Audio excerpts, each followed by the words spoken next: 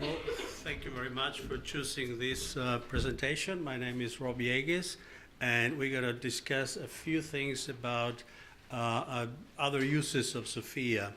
We're very used, we understand it very well as a tool to assess the skills of individuals and roles and so on.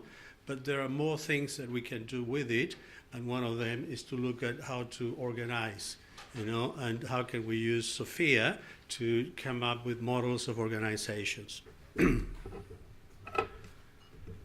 So the first thing we're going to talk is the motivation. Why do we organize? Why is this important?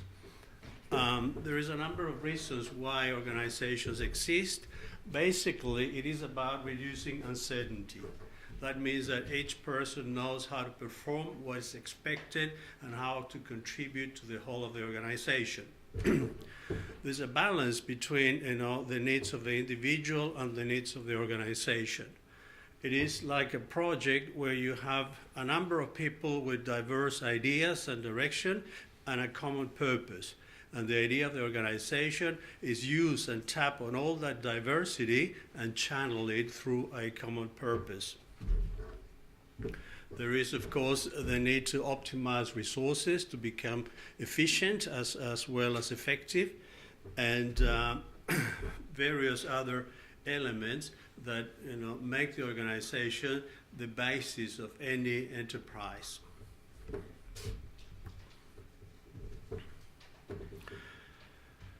The building blocks of the organization at a very high level, we start with a purpose. The organization has a reason to exist, and that defines everything else. Many times, there is an implicit acceptance of that purpose, but it is important to think about it, to understand and all that, because it is, although upside down, it's the foundation block of everything else that follows. We follow with a strategy, which is, in simple terms, the strategy allows us to choose among many options, to select a path. There are things that we can do, and we need to choose which are those things that we can do. It also is going to help us to set aside things that we may do, but they're not in our best interest. So it is about selection and choice. We follow with an operational model, which is the way in which the strategy is articulated. So the strategy is a set of directions and choices, and the operating model is what gives the flesh to it. And we finish with organization structure. So all these steps are interdependent, and there is a cascading effect. You really need to start with a well-defined purpose. Then you need to decide on that purpose, which is a strategy to go forward, and that's about selection and choice. Only then you define an operating model. How are you going to implement that strategy? And we finish with the organization structure.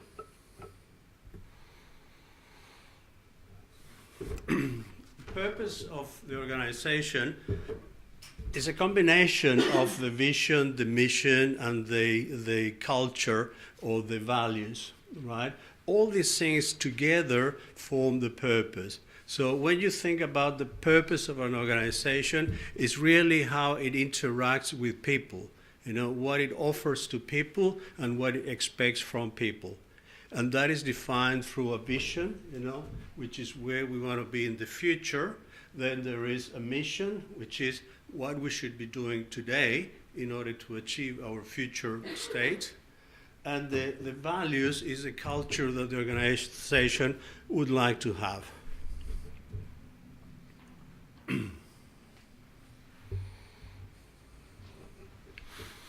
There are a number of levels of strategy. We can talk about the overall business strategy, which has to do with the markets and the products the organization wants to go, and that applies to commercial or non-profit or any organization. Even a family, can be thought as an organization, and it should define all these levels.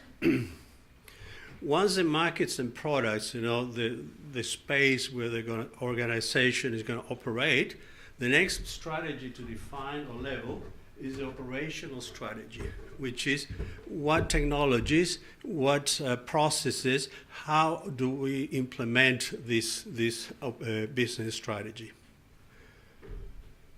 Many other ways of thinking, putting this together, but to me, sustainability is another key element of strategy. It was mentioned this morning, I think Simon talked about the lack of thinking on sustainability in IT. And it is important because you not only have to create an organization, but to sustain, to keep it going through change and through various other circumstances. So that is a fundamental part, in my view, of strategy. And it is about defining choices, but also defining exclusions. And finally, the operating model is just a set of processes that defines all the activities that are going to take place, the inputs and the outputs, the sequence, the interdependencies, and so on. So right now, we are down to brass tacks, we're doing things. But those things are defined by all the other elements above. So this needs to exist in the context of a strategy, and the strategy in the context of the rest of the elements.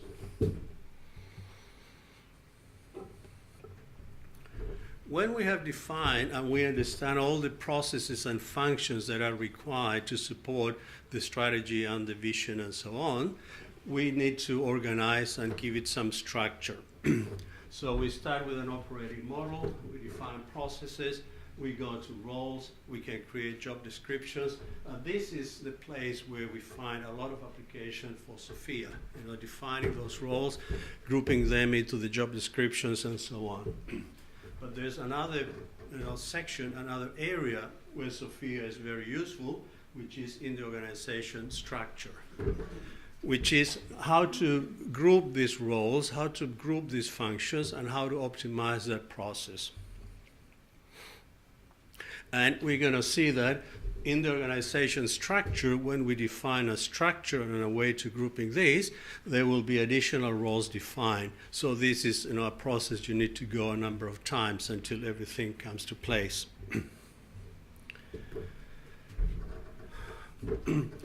The traditional view of an organization was developed by Porter back in the 80s. And it is the value change model which we have all come to understand and love. But there are some criticisms done in recent years, in the last 20 years or so.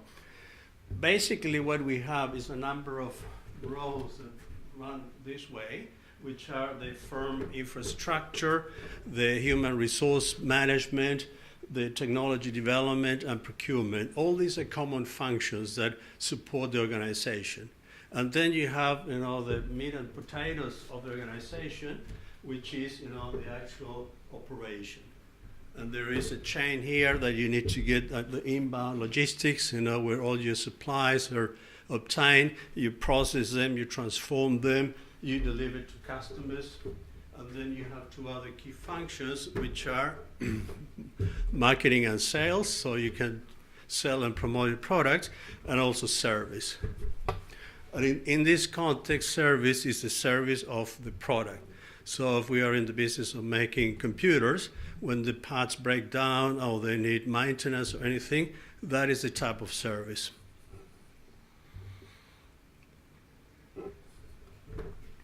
Another model, and this is work that emerged from criticism because the previous model applies very well and it's very clear in manufacturing. We're making computers, we're making washing machines, cars, anything like that. It's very clear. We have an input, we have materials, we process those, we create a product, we ship to customers and so on. But there are other types of organization, and this value shop model looks at things like where there is an intensive application of a particular technology. So now we don't have inputs and outputs, we have a problem, which could be typically in health, someone with a condition. And that condition needs to be assessed and treated and so on. So the organization now applies a different set of processes. What's interesting is that the top functions remain the same. So we have the same, support set of functions. And then we have, on this particular case, which also applies to education, professional services, and anything that requires an intensive application of technology, a process where it starts with the acquisition of the problem, the enrollment of the student or the patient that comes in or the person that has a particular design for a new house, architecture, for instance, or a building or something like that. A specialized type of software. We can see this, for instance, in various industries where there's very specialized application. For instance, in mining and oil exploration and so on, they have very specific applications to deal with that, with an intensive application of technology. Problem is, analyze and solve, and then there is a choice of solution or, going forward. And then that choice is executed, it's checked against progress, if it delivered the intended benefit, and this can go in a loop. So there's a different type of organization there. And finally, one that applies very much to the IT world that we know is in the services industry, and this one is called the value network model. And it applies, in various places like logistics, communications, infrastructure, and to most IT shops that exist within a larger organization. When you have a big organization, it could be a bank or it could be a health provider or any type of business, you will have an IT support function which will be most of the time organized along these lines, because it is in the business of providing a service. So it can be as a sub-element of a bigger organization or stand on its own feet. And again, we have the top elements, as in any organization, but now we have some interlocking, sections. So there is the network promotion and contract management, which is the management of the services and service level agreements and so on. Then there is the actual provisioning of that service, and there is the support of that provision, which is the infrastructure. This should, ring bells, to most of the work that we do and we see, right? So there is, client engagement managers, then there is people that provide the services, and then you have the data centers and all the other support.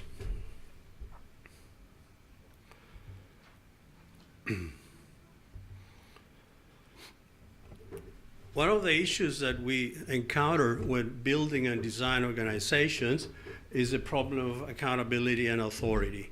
When you organize functions and peoples and so on, you are delegating authority, from the top of the organization, the board, the CEO, and so on.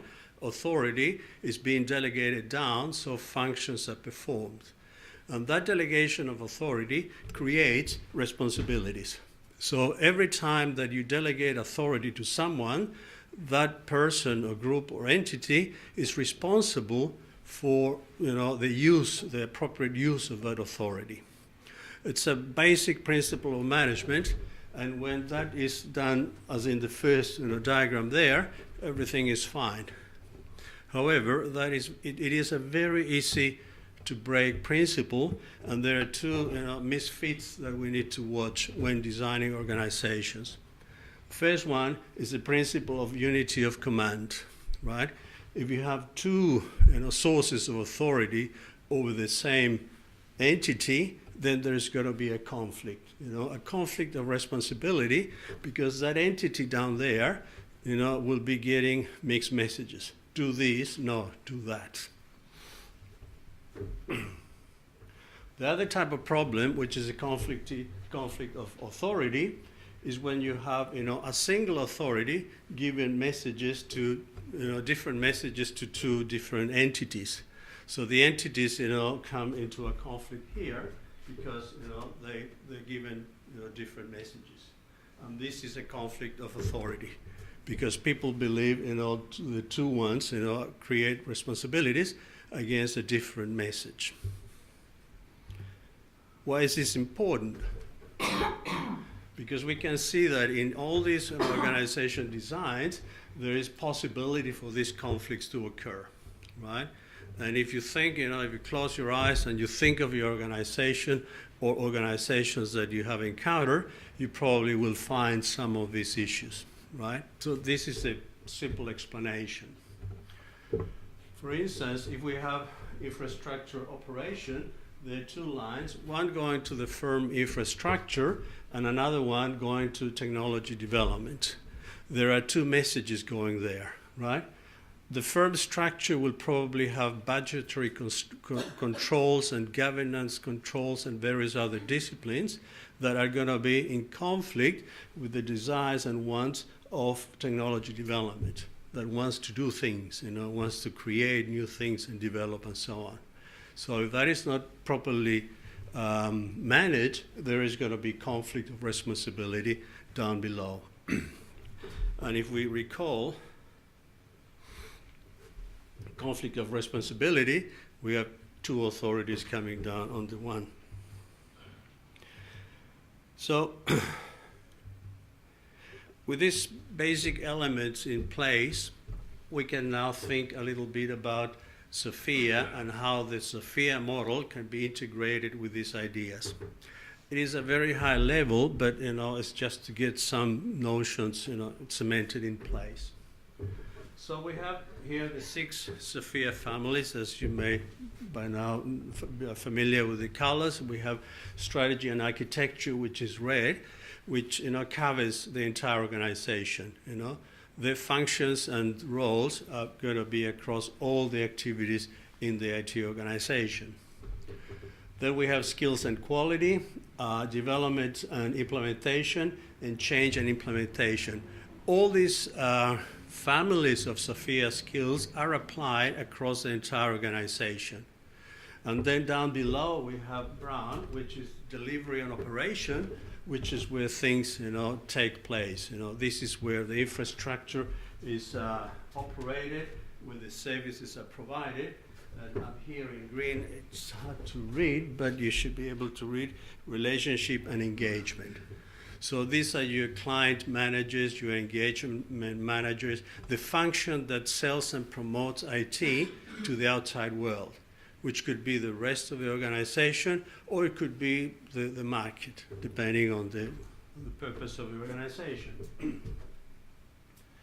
And we can see that most of these functions up here cut across, with the exception on the left side, there is a bit of green that goes up because there is a specialization, in skills and quality and development and implementation.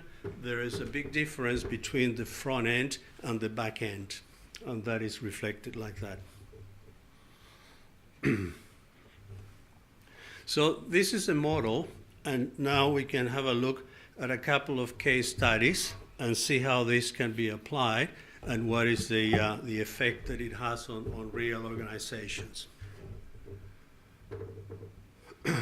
So the first example I'm going to discuss is a federated organization where there is an IT department that looks after 6 autonomous departments, right? This is within government, and each of these autonomous departments is separated from the rest. So they have agreed to cooperate and have a common IT service organization. To make it a bit more complex, the provision of the service is outsourced. So we have services provided by a third party, and they're channeled through this IT organization to these autonomous departments. The work that we did here was to reorganize. This IT division was created by the amalgamation and the coming together of these 6 autonomous departments. So they brought a lot of legacy applications and teams that supported them and various sub-organizations and so on. So it was a big collection of people and a big clamor of voices, and it had to be organized.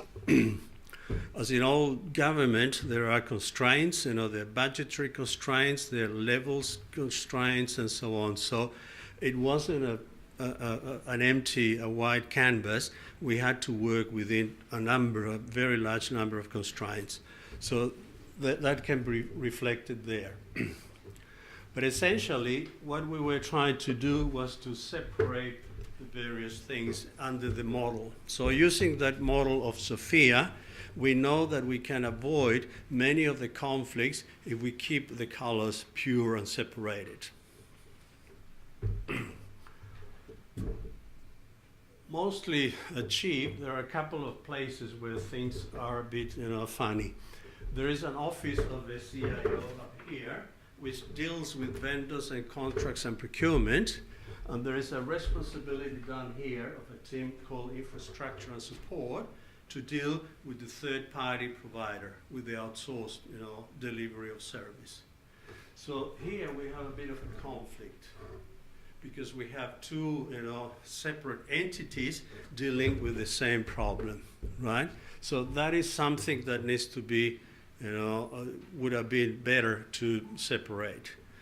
The rationale for doing it here, because again it's about compromises, this is the technical, relationship, and that one is a commercial one. We have a technical resolution manager here. This is a single person, which is like an incident manager for VIPs, right? One of the characteristics of this federation is that it is very senior in government, and they need, instant attention and resolution of problems. So it was decided to have a person that is a mix of operations and relationships, brown and green, that is able to quickly deploy solutions, to go to any of these senior VIPs and address the problem in the most expedited manner.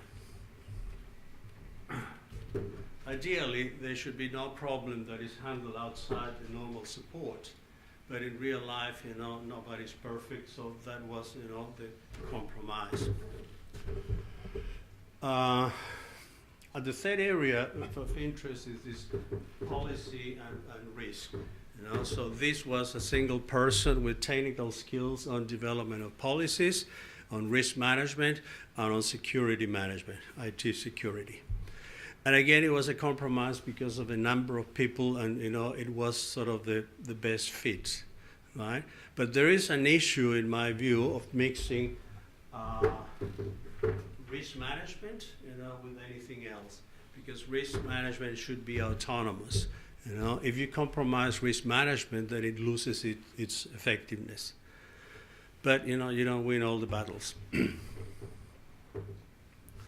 We have a service delivery area here, which is responsible for 3 different areas. So we have here the solution delivery, which basically design little applications and solutions and so on. Then we have application support and infrastructure. These guys here support the legacy applications that are used by these other departments, and this is a relationship with the providers.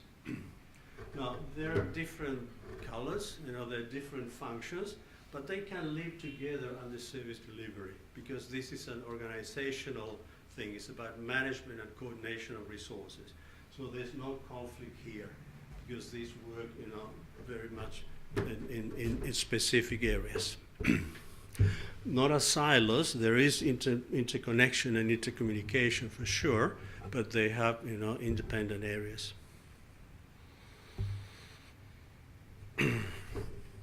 So going back to the observations that we made, the office of the CIO, it had procurement and also some other administrative tasks. That's why it's sort of hashed, green and white, because it does other things, but that's fine. Policy, security and risk is an area where we have the problem of risk management, but because of size, it's consolidated there. The VIP incident manager, as a dedicated function, and the infrastructure support. Another observation, this comes down to the actual, second level of the case, is that This group here is very technical, and in this particular example came from having their own data centers, having their own hands on the various technologies. And now their role is changing to be the controllers and supervisors and coordinators of an external party. So in terms of skills, the individuals and skills development, they need to change, their mindset from the applications support, brown, to the relationship management, green. So that is a challenge to get those people transition from their old roles into the new roles. That's the traditional SFIA assessment and so on.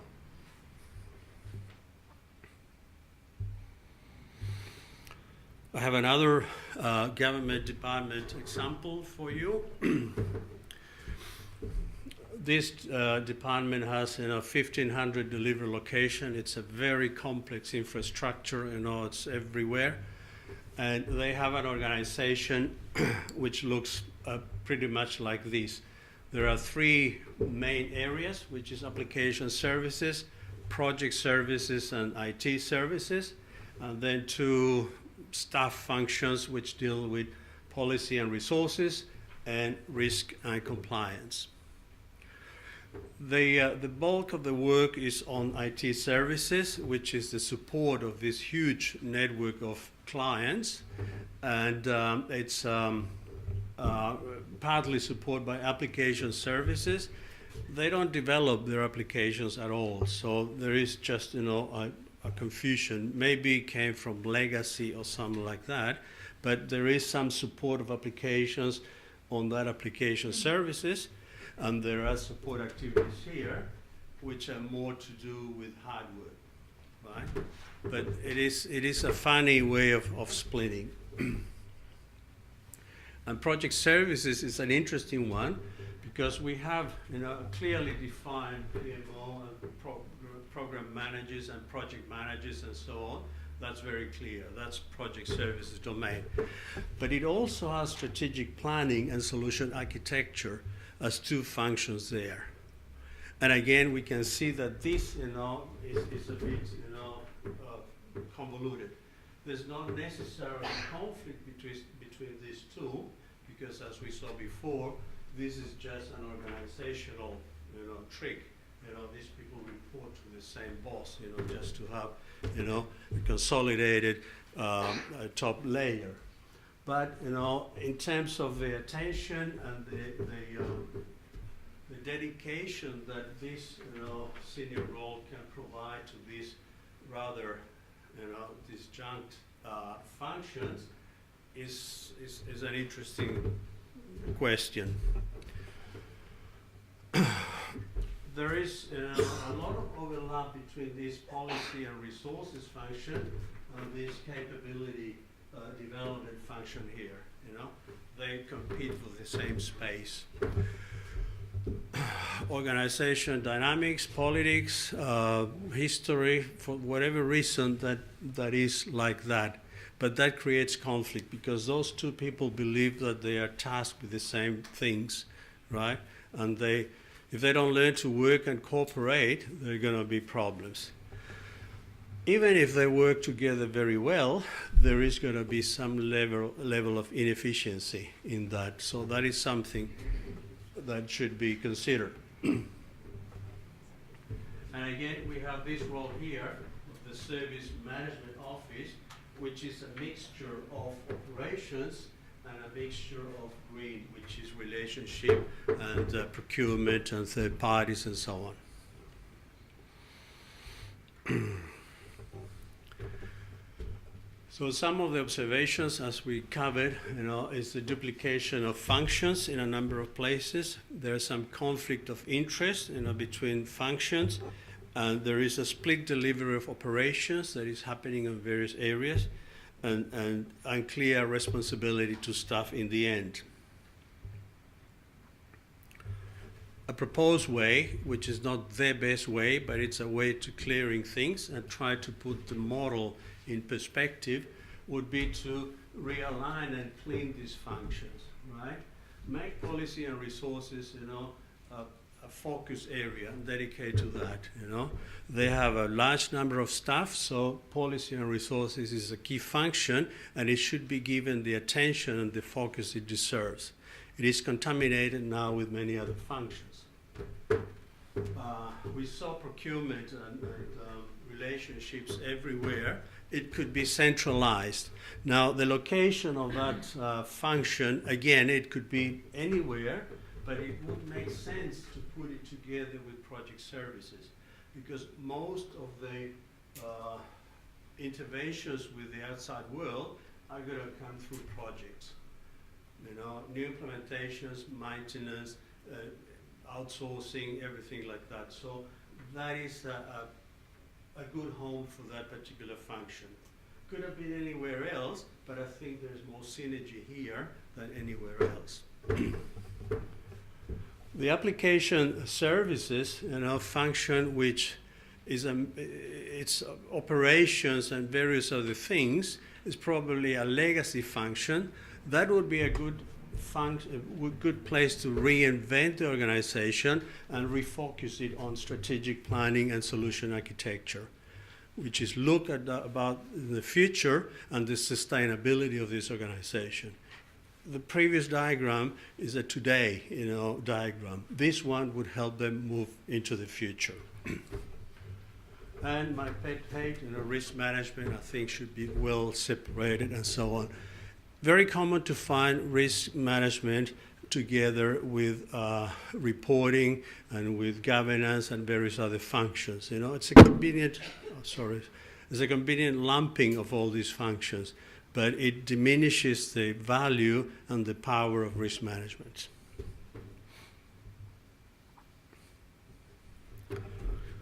So, in conclusion, a few points to take away.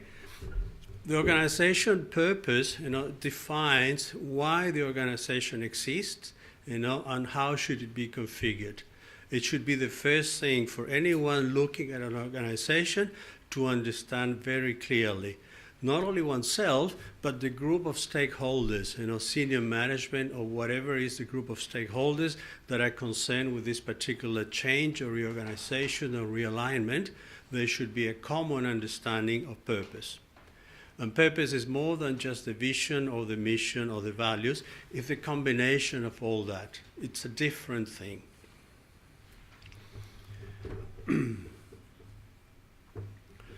The operating model, the organization model that is going to support that operating model is an important choice, right? You should give some thought to it. You know, there's a classic, you know, value chain, but there are alternatives. So we spoke about two other alternatives, 3 different models, but that's not the end of it. There are many other, you know, variants and so on. What I wanted to do with this is to open your mind to other possibilities. Particularly one that you're going to see a lot is that service model, right? The network, because that's the value network model. Because that is one that is seen a lot, is part of the IT world, and is part of any modern organization that provides IT services. The operating model is the foundation of the organization structure. So we saw on those 2 triangles how we develop and come to, you know, through a process of understanding and definition to creating that operating model. The operating model will contain all the processes that the organization needs to accomplish its objectives and strategy and so on. Now, the operating model is the place where you would, you know, use SFIA to define roles, to define job descriptions, and so on. So you would have a very clear definition of roles and responsibilities allocated to individuals in functions and so on. The next step from that is how to put those pieces together, and that's where the organization structure comes. Now, you may have done a terrific job, you know, by identifying individual resources and getting the best, you know, fit between individual skills and the skills required by the jobs, have unique jobs, everything working optimally. But if you don't put them together, you're going to end up with those types of conflict that we saw there. You know, we're going to have mixed colors, and those mixed colors are a sure indication of problems. There's going to be conflict, there's going to be duplication, overlaps, and all sort of difficulties. So the final thing that you can do, and again, SFIA is going to give you a very clear perspective, is try to keep those colors separated. Now, there's no definite rule on how you should put them and organize them. That depends on too many variables. But the rule that I can leave with you is that you should try to keep those pure and separate. Which is coming to the end. So thanks for your attention, and I hope you like my SFIA colors there.